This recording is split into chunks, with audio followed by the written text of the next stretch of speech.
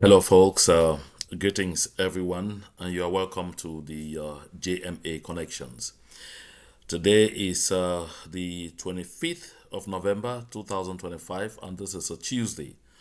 And so, gone past the weekend following the Friday events in the Republic of Cameroon, and of course, the eventual release of the presser from the Gambian government.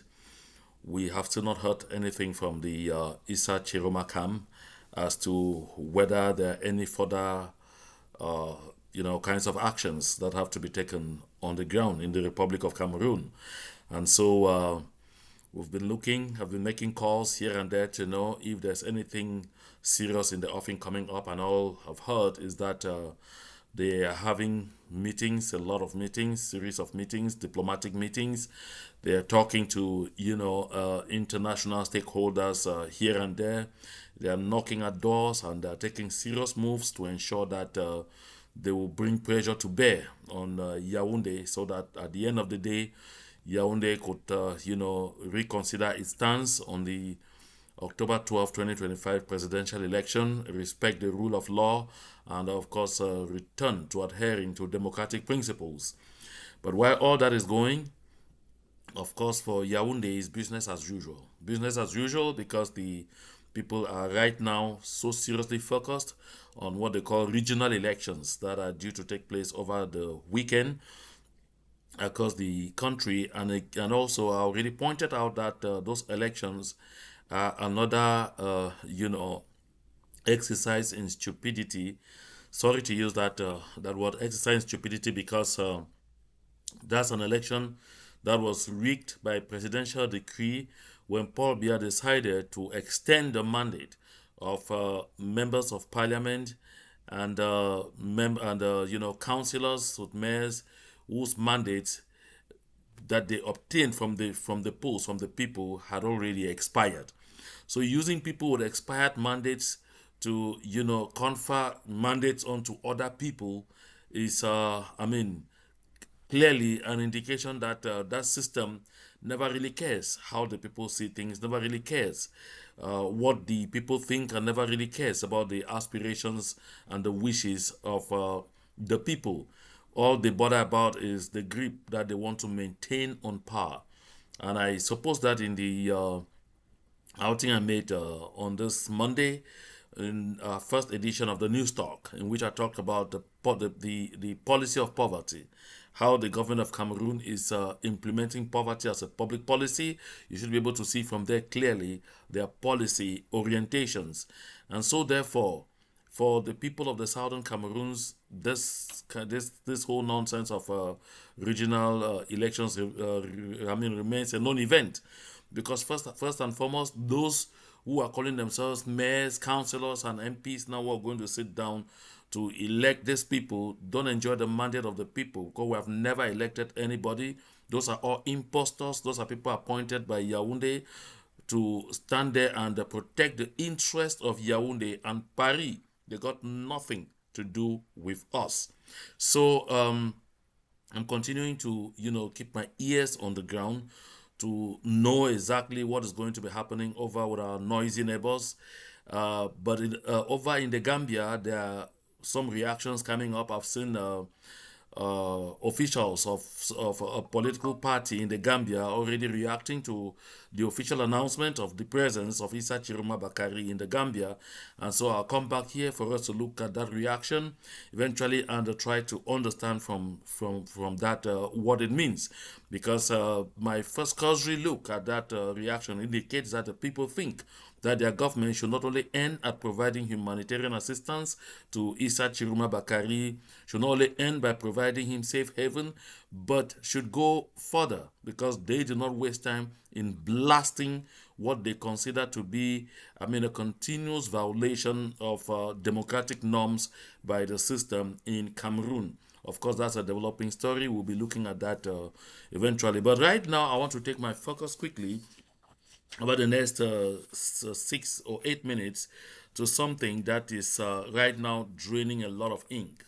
This is, a letter, an open letter addressed by the Archbishop of Bamenda Andrew Nkea, that this is a letter he addressed. He says he was sending it out to people of goodwill. He was sending it out to the clergy, religious men and women, Christ lay faithful, people of goodwill, and of course to all the people of the Archdiocese of Bamenda. You know, the Archdiocese of Bamenda covers the ecclesiastical province, and that ecclesiastical province is made up of the entire territory of the southern Cameroons, what the people of La Republique of Cameroon call Northwest and Southwest. And so Archbishop Nkea is actually the head of the Catholic mission in the entire southern Cameroons. That is what it is. And so in this letter, he's talking about the arrest or the capture of some priests. I mean, this incident started from the 15th of November right up to this date. I don't want to go into the narration because everyone has seen this, but I want to go to point 4 sub 2 of let me begin by point 4 sub 1 of this letter I sent out, where he said, from today, the 23rd of November 2025, after communion, during every Mass, the faithful shall say the prayer of St. Michael the Archangel for the liberation of Father John from the hands of his captors. Right up to that point, no worries. But then he now gets into a regime of threats, strange threats from a man of God, where he says, if by Wednesday, 26th November 2026 or 2025, and we're already on Tuesday, the 25th, that means by tomorrow, that means within 48 hours, the captors have not released Father John, I request all the priests, religious personnel from the Catholic institutions in the deanery to close down the parishes, schools, and all other Catholic institutions and leave the deanery till further notice. This is because neither the bishop nor the Christians whom they serve can guarantee the security of the priests and the religious personnel in this deanery. And it says the priests should remove the Blessed Sacrament from all churches, chapels, and oratories and leave all tabernacles open. And then he goes further with his thread. He says, if by Friday, the 28th of November 2025, Father John is still in captivity, the Archbishop, all the priests, religious and members of Christ lay faithful of the Archdiocese will go down to Baba 1 and march to the place where Father John is being held and either bring him back home or remain there until he is released. When I looked at this, I said, this is amazing. First, the Archbishop is wanting to fold up the entire Catholic mission's presence in Gokotunja because of this incident. I recall very clearly, when I look at my Bible, when I read carefully through the Bible, I don't see any instant where Christ says, let me consider this to be the devil, where Christ says, flee from the devil and he will flee from you. He says, resist the devil and he will flee from you. He never says, flee from the devil and the devil will flee from you. That's the first thing. So this is the first time I'm actually seeing a man of God of this stature saying that the best thing to do is to flee from the devil. But I know that the best thing to do is to resist the devil. That is when you are able to identify who that devil is. That's number one. And then number two, I'm also quite amazed that the Archbishop thinks that shutting down the Catholic institutions in Gokotunja and withdrawing his priests, his reverend sisters, in short, the entire clergy from the area protects the flock of which he's the shepherd. So when he carries all of these people, what happens to the local people? What happens to those Christians who have been the main reason the Catholic Church established in that area? What happens to them? Did the Archbishop ever think about this? Oh, he bothered about his priests, bothered about his reverend sisters, bothered about himself, bothered about the institutions that have been placed there. Oh, they were going to install a university. Take a look at this. And let's be very clear about this. The church or the church buildings, the schools, even the university buildings, all of those things, how do they come about constructing them? Usually they get the land free of charge from the people. They get land, choice land. The Catholic Church always gets that, free of charge. I'm a Catholic Christian. Don't think I'm talking because I'm a Catholic Christian. That's why I'm very concerned. Free of charge. Next, the local people through a lot of harvest thanksgivings, giving ceremonies, through bazaars, through church contributions, regularly on Sundays, and sometimes you go word by word to contribute, to construct those schools, to construct those institutions. And you know what happens? At the end of the day, often, the local people who contribute money to build these schools end up not being able to send their own children, to those schools which are in their backyards.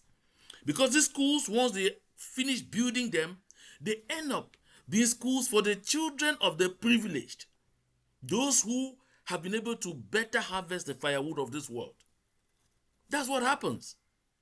I've asked before, does the church have a policy that enables them to ensure that the local people whose land they take free of charge to build those Ivy League schools on, that the local people who contribute the initial money to lay the foundations and eventually to erect these buildings, before the very rich ones start coming from afar, from distant places, do they ever put in place a policy that enables these people to have their children study in these very expensive schools at affordable rates? So when you shut down St. Mary's in Dub, and turn around and look at where the greatest cry will come from, the greatest cry will not be from them. Because the majority of those children who will live in those dormitories and pay those huge sums of money will come especially even from French-speaking Cameroon. It will be the same thing that I'll say of Sacred Heart, the same thing I'll say of St. Albert, the same thing I'll say of all those Ivy League Catholic mission schools.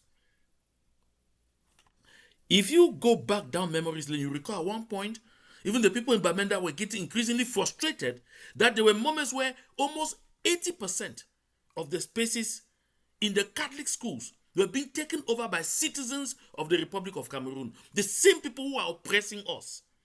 Because they take away all our resources, they have all the money, and they can buy their way in any way, shape, or form into those places. Now, Mr. Archbishop, I want to really come back to this. We're having a conversation. We're not quarreling. We'll have a conversation. So you get back to this and you take again another careful look. When he says, the frequent that when he says by Friday, they are still in captivity, the Archbishop, all the priests, religious, and members of Christ's lay faithful of the Archdiocese will go down to Beba 1 and march to the place where Father John is being held, to the place, so they know the place. So there is a specific place where he's being held, and they call it kidnap.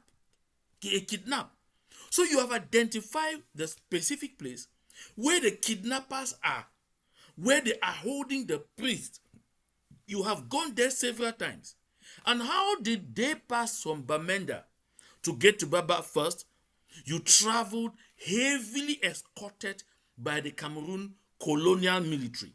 The same military that is oppressing your Christians, extorting from them daily, looting from them, abusing them in all forms and shape, raping their wives, raping their daughters, doing all kinds of ills on them. You get escorted by them all the way to Baba, and they are there purportedly to fight against these so-called kidnappers. And they get there, and they are powerless. You know the place where they are. That so-called colonial military, evil military is end up molesting the local people, the weaker ones. Yet you have an idea exactly where the so-called kidnappers are with the priest. And the soldiers have not gone there. They allow you to be going and open and negotiating and discussing a ransom. This is the amazing aspect in the whole thing. And then he now says, we are also hereby calling on military personnel who are supposed to maintain law and order and ensure the security of the people to be professional and ethical in their relationship towards the people and not exploit them by collecting money from them or torturing them in any way. You see the tail end where this comes. This is where it ought to start.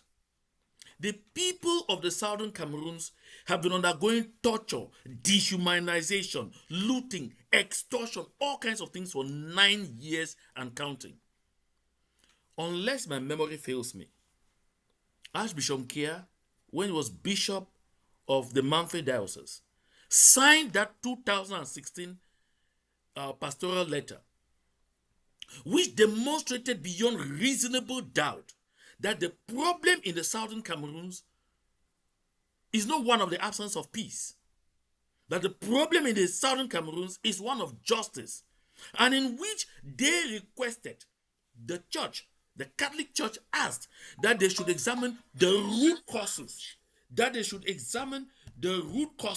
of the ongoing crisis in the southern Cameroons. Yes. Has that happened? Has that been done? When the Archbishop Nkea says here, finally, who the heck is this? My apologies for this interruption. Sometimes you get some people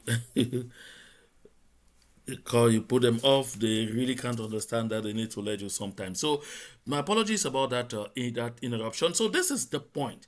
So when the Archbishop is now saying what he said in this point 7, finally, I call on all stakeholders in this crisis, which is in its 9th year, to do everything within their powers to dialogue and bring this crisis to an end. The people of the Northwest and Southwest regions have suffered enough, and they deserve to have a quiet life and go about their activity peacefully. What peace is he talking about? What peace do you get when there is no justice? Archbishop Nkea, you signed that letter in 2016. Have they addressed the root causes of this genocidal conflict? When we turn around and we want to lay the blame squarely on the shoulders of the victims, while standing all the time, cooperating, collaborating, mingling, dancing, and sometimes even venerating the oppressors, what message are we sending? In one of my recent broadcasts, I presented you, Archbishop Nkea, at the cathedral, calling and venerating the same people, whining and dining with the same people who are unleashing this pain on the local masses of the southern Cameroons. Lele Lafrique de Benchofo, the colonial governor, was sitting on the front row in the Catholic Church. This is someone whose hands are all full, are all stained with the blood of innocent civilians all over the southern Cameroons. He oversaw the actions in Gabu, where they slaughtered children, school children, a pregnant woman, old vulnerable people, roasted them alive in their home by a militia conducted by Jerangala, the B that is under the command there of Lele Lafrique de Benchofo. They were all there with a colonial SDO, with a certain Achobang Paul. One Gaput called Achobang Paul also calls himself a pastor, calls himself city mayor, who have been going around terrorizing the people, burning people's shops. They've burnt people alive in their homes. They killed Bebe Brandy Tato right there in Bamenda.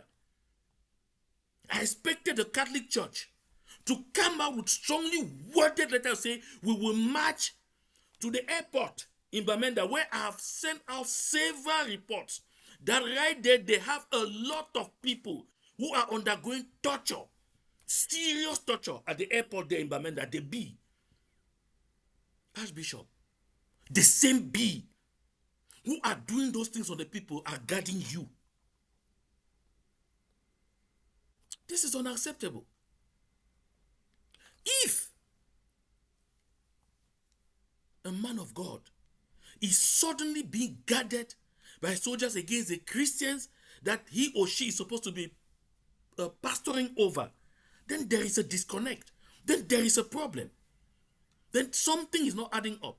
Because even thieves, if a thief sees a man of God, they will see a reverend father, they will see a reverend sister, they will run to them first.